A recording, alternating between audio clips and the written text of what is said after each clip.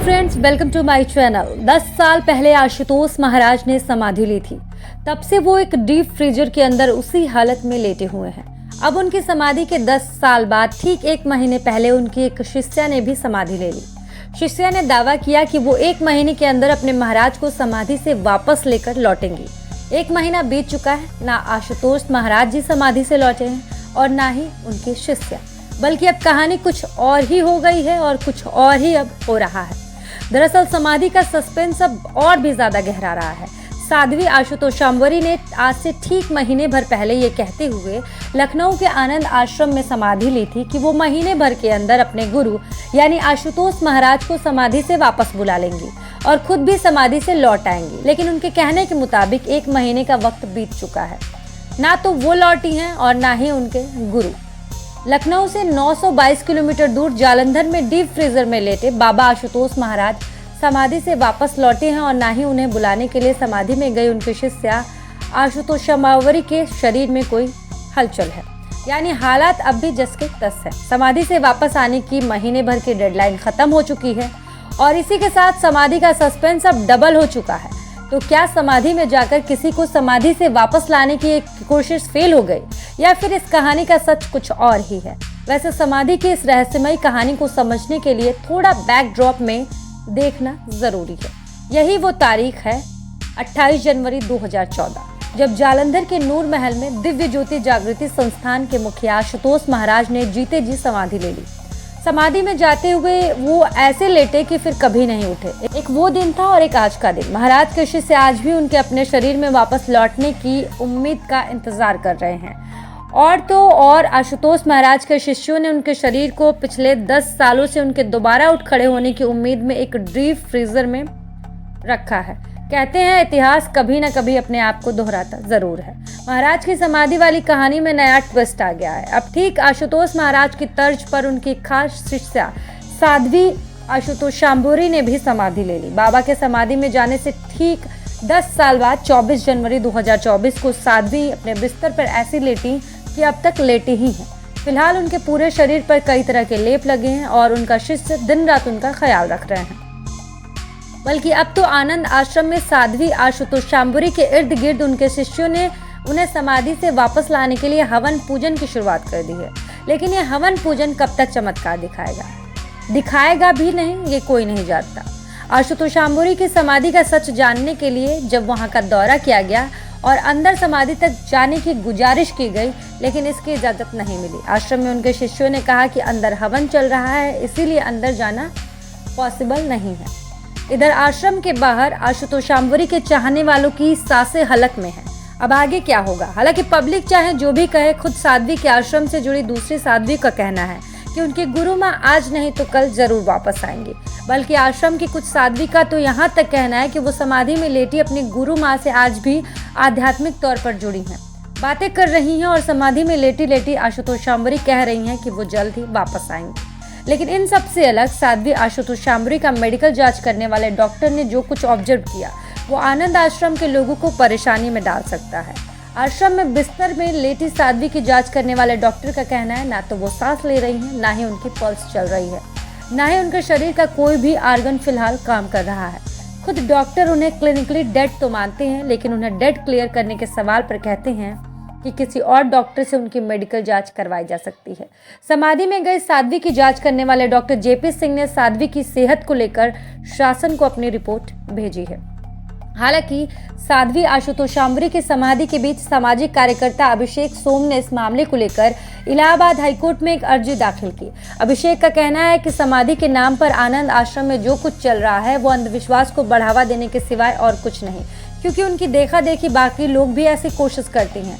अगर तो साध्वी जीवित हैं तो उन्हें मेडिकल एड दी जानी चाहिए और उनकी मृत्यु हो चुकी है तो शव का अंतिम संस्कार कर देना चाहिए।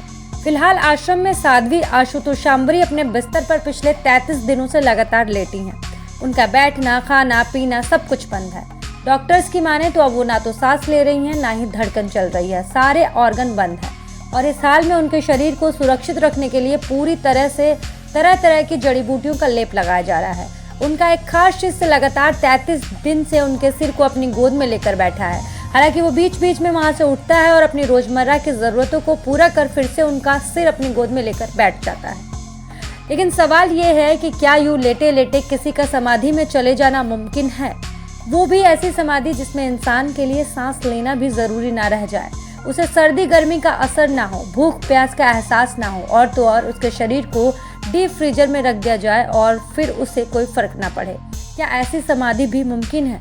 मेडिकल साइंस और तर्क के पैमाने पर इन सारे सवालों के जवाब ना है। डॉक्टरों के मुताबिक ऐसा किसी भी मौत की हालत में हो सकता है और एक बार मरने के बाद इंसान कभी दोबारा जिंदा नहीं होता। लेकिन दुनिया भर में मौजूद आशुतोष महाराज के लाखों शिष्यों की तरह अब साध्वी के चाहने वालों का भी मानना है कि उन्होंने जीते जी अपनी मर्जी से समाधि ली है और एक दिन वो अपनी मर्जी से वापस जरूर लौटेंगी। करीब महीने भर पहले अपने इस आश्रम में जब आशुतोषांबरी समाधि ले रही थी, तब सरकारी अस्पताल के डॉक्टरों की एक टीम उनके शरीर की जांच करने पहुंची थी। लेकिन तब जो वहां कुछ हुआ था उसने इस मामले को और उलझा दिया। समाधि में लेटी साध्वी आशुतोषांबरी की ना तो सांसें चल रही थी, ना पल्स रेट एक्टिव था और ना ही हार्ट बीट चल रही थी, लेकिन हैरानी भरे तरीके से उनके शरीर पर लगी ईसीजी मशीन हरकत कर रही थी। जबकि आमतौर पर किसी भी इंसान की मौत हो जाने पर ईसीजी मशीन में सीधी लकीर नजर आती है। साध्वी ने 28 जनवरी को समाधि ली और लखनऊ के बीकेटी अस्पताल डॉक्टरों ने 3 फरवरी को उनकी जांच की। तब भी ईसीजी मशीन की हरकत जारी थी, जिसे देखकर खुद उनकी जांच करने पहुंची टीम के पास भी कोई जवाब नहीं था। फिलहाल उनके शिष्यों का कहना है कि साध्वी बिस्तर पर समाधि की हालत में ही अपनी आत्मा को जागृत कर अपना काम पूरा कर लेंगी और समाधि में वापस लौट आएंगी। उनके शिष्य बाबा महादेव का कहना है कि आशुतोष महाराज ने अपने शिष्य आशुतोषांबरी को आंतरिक संदेश भेजा।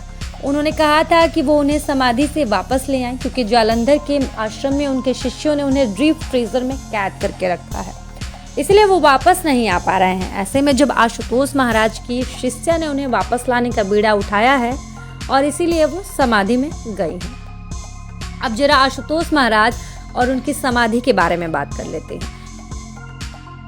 इधर के अपने आश्रम में आशुतोष महाराज पिछले 10 सालों से डीप फ्रीजर में लेटे हैं। उनके अनुयायियों का कहना है कि उन्होंने समाधि ली रखी है। हालांकि डॉक्टर तो उन्हें पिछले 29 जनवरी 2014 को ही मुर्दा करार दे चुके हैं, लेकिन महाराज के भक्त हैं कि मानने को तैयार नहीं है। बल्कि उनका तो कहना है कि महाराज खुद अपनी मर्जी से गहरी समाधि में लीन है। ऐसे में उनका अंतिम संस्कार करना तो दूर, उसके बारे में सोचना भी नामुमकिन है।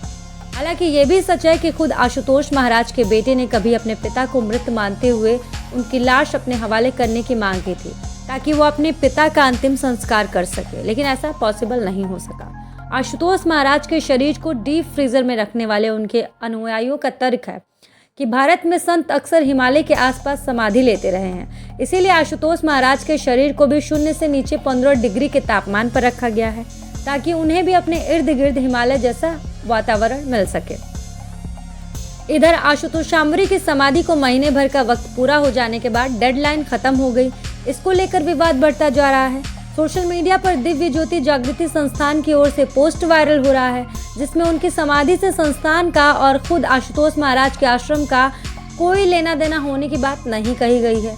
आधिकारिक बयान के नाम से जारी एक पोस्ट में कहा गया है कि साध्वी आशुतोषांबरी की समाधि असल में स्वार्थ सिद्धि के लिए है और सस्ती लोकप्रियता हासिल करने के लिए है। हालांकि इस बात की हम पुष्टि नहीं करते हैं, इस बात की कोई भी न्यूज़ एजेंसी पुष्टि नहीं करता है, ये सोशल मीडिया पोस्ट। जाहिर है एक तरफ तो समाधि पूरी होने की तारीख निकल चुकी है, दूसरी तरफ इस समाधि के खिलाफ लोग अदालत का दरवाजा खटखटा रहे हैं और तीसरी तरफ खुद आश्रम में आशुतोषांबरी को समाधि की हालत में लंबे वक्त तक रखने की इजाज़त मांगी गई है। ऐसे में कोर्ट भी अब शायद डॉक्टरों की फाइनल रिपोर्ट का इंतजार कर रहा है, जो ये बता सके कि आशुतोषांबरी जिंदा भी हैं या नहीं। लेकिन फिलहाल उनकी वो बात तो गलत साबित हो चुकी है जिसमें उन्होंने कहा था कि वो महीने भर के अंदर अपने गुरु आशुतोष महाराज को भी समाधि से वापस लेकर आएंगी और खुद भी लौट आएंगी। ऐसे में इस मामले का ऊँट किस करवट बैठता है, ये देखने वाली बात होगी। वैसे आप लोगों को क्या लगता है कि क्या सिर्फ एक सस्ती लोकप्रियता करने के लिए ऐसा किया गया है या फिर कोई सच में समाधि लेने के बाद वापस आ सकता है? कमेंट सेक्शन में अपनी राय जरूर दीजिएगा।